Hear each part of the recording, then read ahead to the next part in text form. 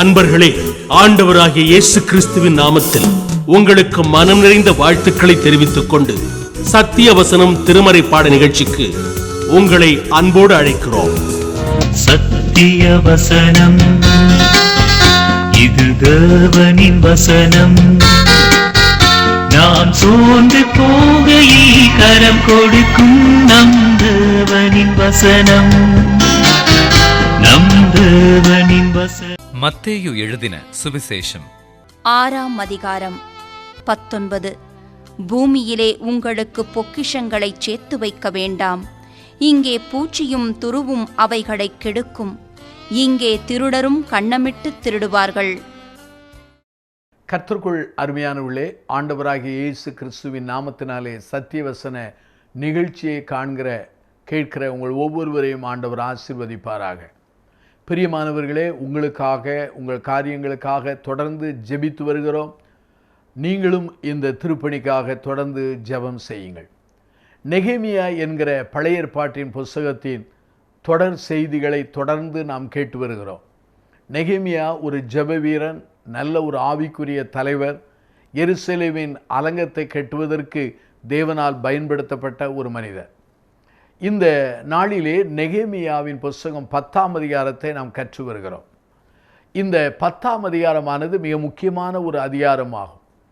அதாவது நிலைத்திருக்கிற முதலீடுகள் என்பதை நான் சொல்ல விரும்புகிறேன்.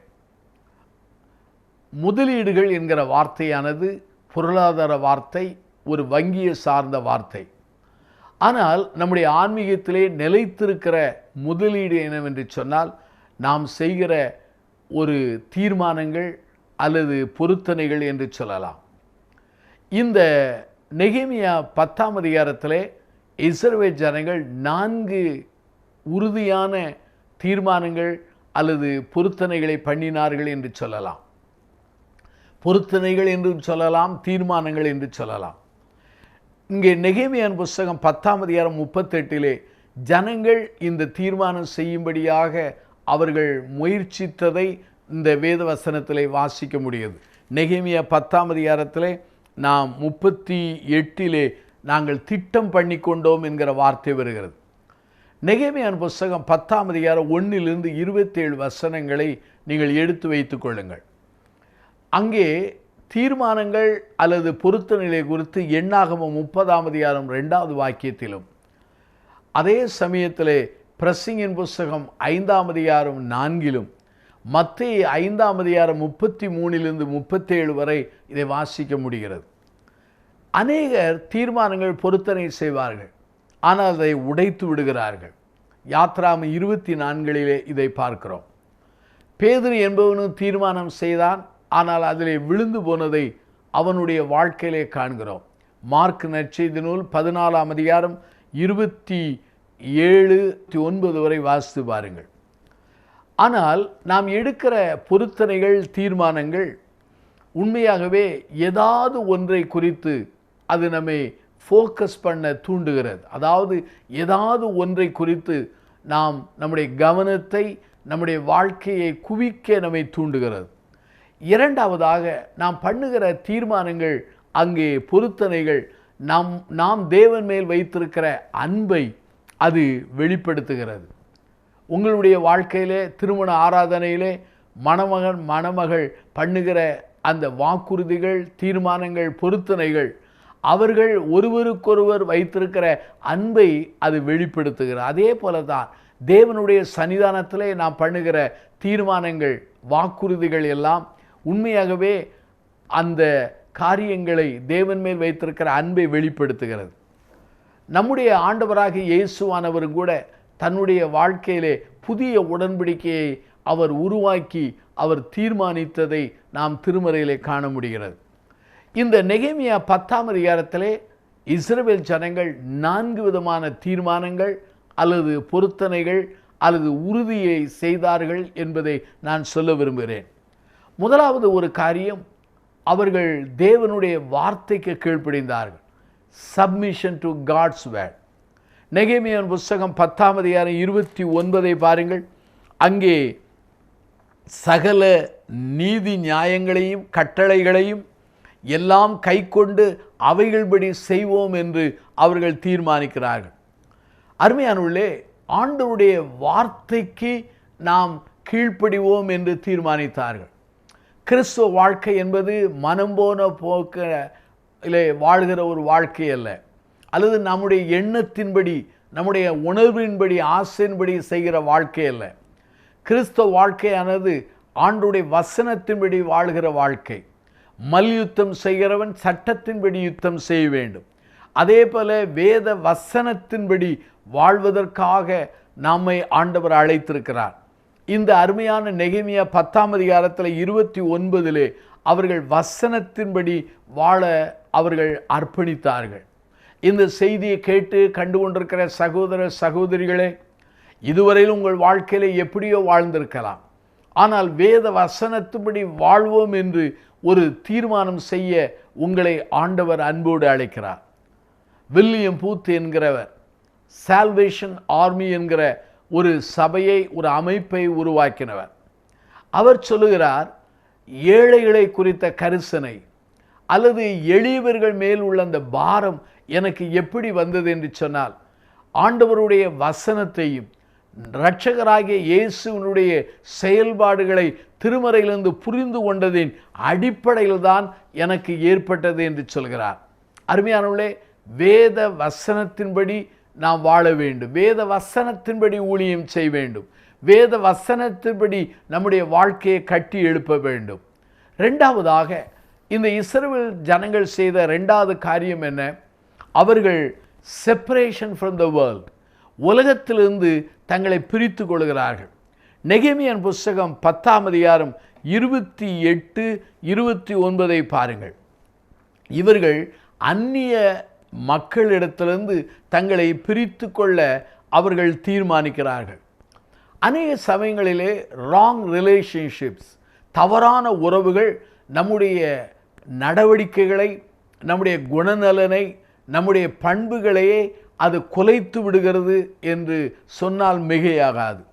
அநேகருடைய வாழ்க்கையிலே தவறான மக்களோடு உறவு, தவறான மக்களோடு பழக்கங்கள், தவறான மக்களுடைய ஐக்கியம் அவர்களுடைய வாழ்வையே கரைபிடித்து விடுகிறது, சீர்குலைத்து விடுகிறது. இந்த 10ஆம் அதிகாரத்தில் இஸ்ரவேல் ஜனங்கள் புறஜாதியான மக்களோடு, தெய்வத்தை அறியாத மக்களோடு உறவு வைத்தார்கள்.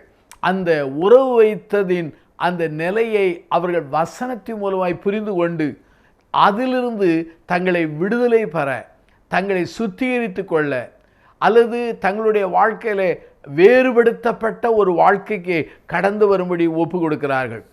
யோசுவாவின் புஸ்தகம் 23ஆம் அதிகாரம் 13 அதை வாசிக்க முடிகிறது.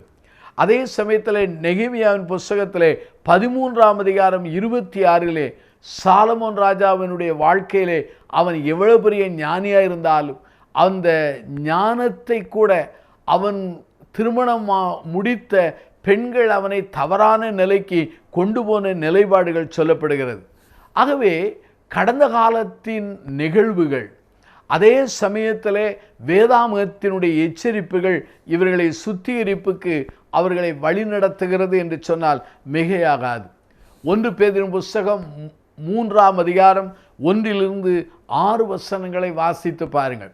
2 பேதுரு புஸ்தகம் அங்கே 3ஆம் அதிகாரம் 2-3 வரை வாசித்து பாருங்கள். முதலாவதாக அவர்கள் வேத வசன கீழ்ப்படிந்தார்கள். இரண்டாவதாக வேறுபடுத்தப்பட்ட ஒரு வாழ்க்கைக்கு நேராக தங்களை ஒப்பு கொடுக்க அவர்கள் தீர்மானித்தார்கள். மூன்றாவதாக தேவனுடைய ஜனங்கள் அவர்கள் ஓய்வு நாளை ஆசரிக்க அவர்கள் அர்ப்பணிக்க அவர்கள் முடிவெடுத்து தீர்மானிக்கிறார்கள். சாபத் ஃபார் காட்ஸ் பீப்புள் என்று சொல்லலாம். நெகேமியாவின் புஸ்தகம் 10ஆம் அதிகாரம் 31 பாருங்கள். அங்கே உண்மையாகவே அங்கே ஓய்வு நாளை குறித்து சொல்லப்படுகிறது. யூதர்கள் ஓய்வு நாளை மிகுந்த வண்ணமாக அவர்கள் ஆசரிப்பார்கள். அங்கே சரக்குகளை வாங்குவதில்லை, சரக்குகளை விற்பதில்லை. ஆனால் அந்த நெகேமியாவின் காலத்தில் இஸ்ரேல் மக்கள் ஓய்வு நாளை உதாசீனப்படுத்தினார்கள். ஓய்வு நாளை அவர்கள் வியாபாரம் செய்தார்கள், வியாபாரம் கொண்டார்கள். அப்படிப்பட்ட தவறான நிலை செய்தார்கள். ஆகவே இந்த தீர்மானம் பண்ணும் பொழுது வேத வசனத்துக்கு எவ்வாறு செவி கொடுப்போம் என்று தீர்மானித்தார்களோ, வேறுபடுத்தப்பட்ட ஒரு வாழ்க்கைக்கு தங்களை வாழ்வோம் என்று எவ்வளவு தீர்மானித்தார்களோ, அதே ஜனங்கள் ஆண்டவருடைய ஓய்வு நாளை சரியாய் பயன்படுத்துவோம் என்று தீர்மானித்தார்கள். ஆண்டவருடைய அடியார்களாகிய கிறிஸ்தவ திருச்சபையார் கர்த்தர் உயிர்த்தெழுந்த அந்த நாளை தான் ஓய்வு நாளாக கொண்டாடுகிறார்கள். ஒரு வேத பண்டிதன் சொல்லும் பொழுது அந்த ஓய்வு நாளை தவிர மற்ற எல்லா காரியங்களையும் திருச்சபை கையாளுகிறது. ஆனால் அந்த ஓய்வு நாளை கையாளாதபடி அங்கே கர்த்தர் உயிர்த்தெழுந்த நாளை கொண்டாடுகிறது என்று எழுதுகிறார். அருமையானவர்களே, இந்த ஓய்வு நாள் என்பது தேவனை கனம் பண்ணுகிற நாள். இந்த ஓய்வு நாள் என்பது நமக்கு ஓய்வு கொடுக்கிற இளைப்பாறுகிற நாள். அதாவது யாத்ராமை 20:11 சொல்கிறது. இந்த ஓய்வு நாள் என்பது உண்மையாகவே மற்றவர்களுக்கு உதவி செய்து மற்றவர்களை ஆசீர்வதிக்கிற ஒரு நாளாகும். இந்த ஓய்வு நாளை கையாளுவது, அதாவது உண்மையாய் சொல்ல வேண்டும் என்றால் சைலண்ட் விட்னஸ் ஆஃப் காட். ஓய்வு நாளை ஒருவன் கையாளும் பொழுது, ஓய்வு நாளை தேவனுக்கு பிரியமான முறையில் செலவழிக்கும் போது, ஓய்வு நாளிலே சபைக்கு சென்று கர்த்தரை மகிமைப்படுத்தி ஆராதிப்பது, ஓய்வு நாளிலே கர்த்தருடைய திருப்பணியை செய்வது, இது எதை காண்பிக்கிறது என்றால் தேவன் உயிரோடு இருக்கிறார் என்பதற்குரிய ஒரு மௌனமான ஒரு சாட்சியாக விளங்குகிறது. ஆகவே ஓய்வு நாளை ஒருவன் யூதர்கள் ஆசரிப்பது மூலமாய் தேவன் பெரியவர் என்பதும், அதே சமயத்திலே மற்ற மக்களுக்கு தாங்கள் யார், எப்படிப்பட்டவர்கள், என்ன ஜனங்கள் என்பதை வெளிப்படுத்துகிறது. அருமையான என் சகோதர சகோதரிகளே, இவர்கள் எடுத்துக்கொண்ட 3 தீர்மானம் என்ன? 1, வசனத்துக்கு கீழ்ப்படிவோம். 2, வேறுபடுத்தப்பட்ட வாழ்க்கைக்கு வருவோம். 3, கர்த்தருடைய நாளை கர்த்தருக்கென்று நாம் பயன்படுத்துவோம். ஓய்வு நாளிலே தீமை செய்யக்கூடாதே தவிர நன்மை செய்ய வேண்டும். ஓய்வு நாளுக்கு ஆண்டவர் ராஜாவாக ஆண்டவராயிருக்கிறார். 4, இந்த ஜனங்கள் பண்ணின இன்னொரு தீர்மானம் என்ன? அதை நான் சொல்ல விரும்புகிறேன். Support for God's work. வானமும் பூமியும் அதன் நிறைவும் கர்த்தருடையது. எல்லாம் அவருடைய கையிலிருந்து வந்தது. அவர் கையிலிருந்து வாங்கி அவருக்கே திரும்ப கொடுக்கிறோம் என்று சங்கீதக்காரன் சொல்லுகிறான் அல்லவா? அதே போலத்தான் நம்முடைய வாழ்க்கையிலே ஆண்டவர் கரத்திலிருந்து நாம் பெற்றுக்கொண்டோம். இருந்த போதிலும் கூட ஆண்டவருடைய பணிக்கு நாம் உதவி செய்ய அழைக்கப்படுகிறோம். நெகேமியாவின் புஸ்தகம் 10ஆம் அதிகாரத்தை பாருங்கள். 32வது வாக்கியம் 33 வாசித்து பாருங்கள். மேலும் நாங்கள் எங்கள் தேவனுடைய ஆலயத்தின் ஆராதனைக்காக சமூகத்து அப்பங்களும் நித்திய போதன பலிக்கும் ஓய்வு நாட்களிலும் மாத பிறப்புகளிலும் செலுத்தும் நித்திய சர்வாங்க தகன பலிக்கும் பண்டிகைகளுக்கும் பிரதிஷ்டையான பொருள்களுக்கும் இஸ்ரவேலின்காக பாவ நிவர்த்தி உண்டாக்கும் பலிகளுக்காக எங்கள் தேவனுடைய ஆலயத்தின் சகல வேலைக்கும் வருஷந்தோறும் நாங்கள் சேக்கலில் 1/3 கொடுப்போம் என்று கடனை எங்கள் மேல் ஏற்றுக்கொண்டோம். ஆகவே நெகேமியாவின் புஸ்தகம் 10ஆம் அதிகாரம் 32, 33 சொல்கிறது, தேவனுடைய பணிக்காக கொடுப்போம் என்று ஒரு தீர்மானம் செய்தார்கள், பொருத்தனை செய்தார்கள், உறுதி எடுத்தார்கள். ஆங்கிலத்தில் சொல்ல வேண்டுமென்றால் சப்போர்ட் ஃபார் காட்ஸ் ஒர்க் என்று சொல்லலாம். ஆண்டவருக்கென்று கொடுக்கிறது ஆண்டவரை கனம் பண்ணுவதற்கு சமானம். அருமையானுள்ளே, இஸ்ரவேல் ஜனங்கள் 12 கோத்திரத்திலே 11 கோத்திரங்கள் தங்கள் பணியை செய்தார்கள். ஒரு கோத்திரம் ஆண்டவருக்காக வேலை செய்தார்கள். மற்ற கோத்திரங்கள் எல்லாம் அந்த லேவி கோத்திரத்திற்காக அவர்கள் உதவி செய்தார்கள். இஸ்ரவேலிலே ஒரே ஒரு தேவாலயம், எருசலேமின் தேவாலயம். ஆகவே தேவாலயத்திலே ஆசாரியர்கள், லேவியர்கள், பாடகர் குழுவினர் இருந்தார்கள். ஆகவே ஆலயத்தினுடைய பணிமுட்டுகளுக்காக, ஆலயத்தின் பலிகளுக்காக, ஆலயத்தினுடைய செலவினங்களுக்காக இஸ்ரவேல் ஜனங்கள் சேக்கலிலே 1/3 கொடுக்க அவர்கள் ஒவ்வொருவரும் தீர்மானம் செய்தார்கள். அருமையானுள்ளே, ஆண்டவர் தான் எல்லாவற்றையும் தருகிறார். அவருக்கு கொடுப்பது அவரை கனம் பண்ணுவதற்கு சமம். அருமையானுள்ளே, நெகேமியாவின் புஸ்தகம் 10ஆம் அதிகாரம் அங்கே 35 நீங்கள் வாசிப்பீர்கள். ஆனால் 35 நான் வாசிக்கிறேன். நாங்கள் வருஷந்தோறும் எங்கள் தேவனுடைய ஆலயத்துக்கு எங்கள் தேசத்தின் முதற்பலனையும் சகலவிதமான விருட்சங்களின் எல்லா முதற்கனிகளை கொண்டு வருவோம். இந்த நெகேமியா 10ஆம் அதிகாரம் 32, 35 எதை சொல்கிறது? Responsible giving. அதாவது நம்முடைய வாழ்க்கையிலே கடமைக்குரிய ஒரு கொடுக்குதல், நம்முடைய வாழ்க்கையில் அது நம்முடைய கடமை என்பதை சொல்லப்படுகிறது. நெகேமியாவின் புஸ்தகம் 10ஆம் அதிகாரம் 32 சொன்னால் அது உண்மையாகவே கீழ்ப்படுகிற ஒரு கொடுக்கிற காரியம். நெகேமியாவின் புஸ்தகம் 10ஆம் அதிகாரம் 32, 34, 35, 1 கொரிந்தியர் 16:2 வாசித்தால் நாம் கொடுக்கிற அந்த காரியங்கள் சிஸ்டமேட்டிக் கிவிங், அதாவது ஒழுங்கு கரவுமாய் கொடுக்கிற ஒரு காரியமாய் சொல்லப்படுகிறது. லேவியராம் புஸ்தகம் 5ஆம் அதிகாரம் 11 பாருங்கள். ஆகவே தங்களுடைய தகுதிக்கு ஏற்றதாக கொடுக்க வேண்டும். இன்னும் சொல்ல வேண்டும் என்றால் மகதோனியா நாட்டு சபையினர் அவர்கள் தங்கள் திராணிக்கு மிஞ்சி அவர்கள் கொடுத்தார்கள் என்று வேதவசனம் மிக தெளிவாக சொல்கிறது. C.S. லூயிஸ் என்கிற ஒரு பக்தன் இப்படி சொல்கிறார், தியாகமாய் கொடுக்கிற ஒரு கொடுத்தல் என்னவென்றால் அதை குறித்து அவர் விளக்கி சொல்கிறார். என்ன சொல்கிறார் என்றால், ஒருவன் தான் சேமிக்கிறதை காட்டிலும் அதிகமாய் கொடுக்கிறதுக்கு பேர் தான் உண்மையாகவே அது தியாகத்தின் கொடுத்தல் என்று சொல்கிறார்.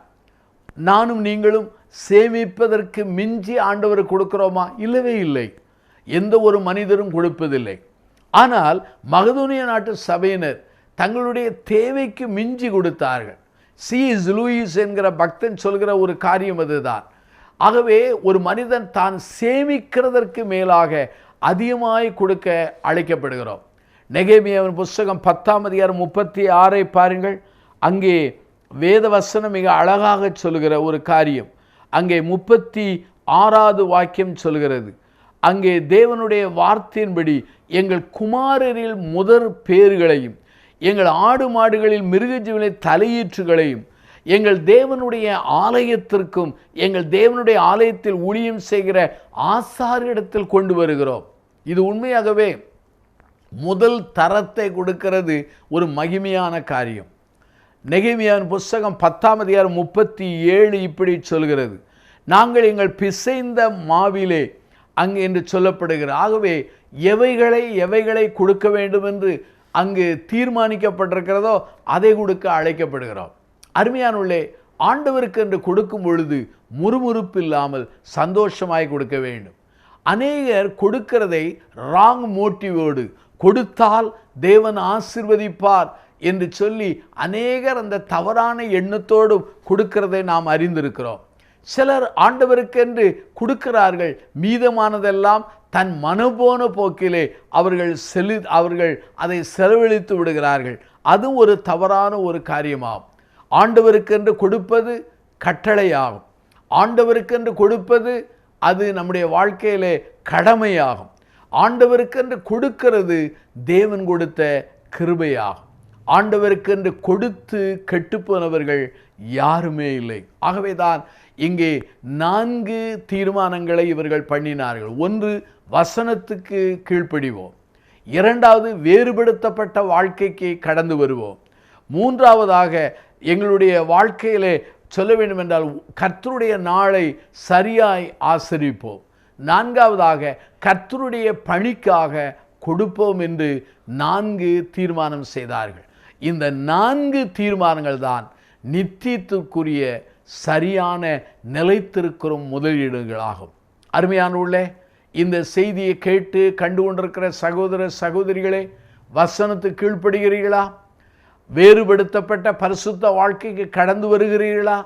உங்கள் வாழ்க்கையிலே கர்த்தருடைய நாளை கர்த்தருக்கென்று ஆசரிக்கிறீர்களா? 4வதாக, கர்த்தருக்காக கர்த்தருடைய திருப்பணி இந்த உலகிலே பரவி அது வளர்ச்சி அடைந்து அது மகிமையாக ஆத்துமாக்களை கொண்டு வருவதற்காக உங்களுடைய உதவியை தந்திருக்கிறீர்களா? தீர்மானம் செய்யுங்கள், ஆண்டவர் ஆசீர்வதிப்பார். பிரார்த்தனை செய்வோமா? அன்பின் பிதாவே, இந்த நிலைத்திருக்கிற முதலீடுகளாகிய இந்த 4 தீர்மானங்களுக்காக நாங்கள் நன்றி சொல்கிறோம். நெகேமியாவின் 10ஆம் அதிகாரத்திலே இந்த ஜனங்கள் சரியாய் தீர்மானம் செய்தார்கள், திட்டம் பண்ணினார்கள், உறுதி பண்ணினார்கள் என்பதை நாங்கள் அறிந்து கொண்டோம். நாங்கள் எடுக்கிற தவறான தீர்மானங்கள் தவறான நிலைக்கு கொண்டு போய் விடுகிறது. ஆனால் நெகேமியா 10ஆம் அதிகாரத்தில் உள்ள நல்ல தீர்மானங்கள் தேவனுக்கு மகிமையும் கனத்தையும் எங்கள் வாழ்க்கையிலே ஒரு புதுப்பித்தலையும் நிலைத்திருக்கிற தன்மையை கொண்டு வருகிறதற்காக நாங்கள் நன்றி சொல்கிறோம். இந்த செய்தியை கேட்டுக்கொண்டு தீர்மானிக்கிறவர்களை ஆசீர்வதியும். இயேசுவின் நாமத்தில் ஜெபிக்கிறோம் ஜீவனுள்ள பிதாவே, ஆமென்.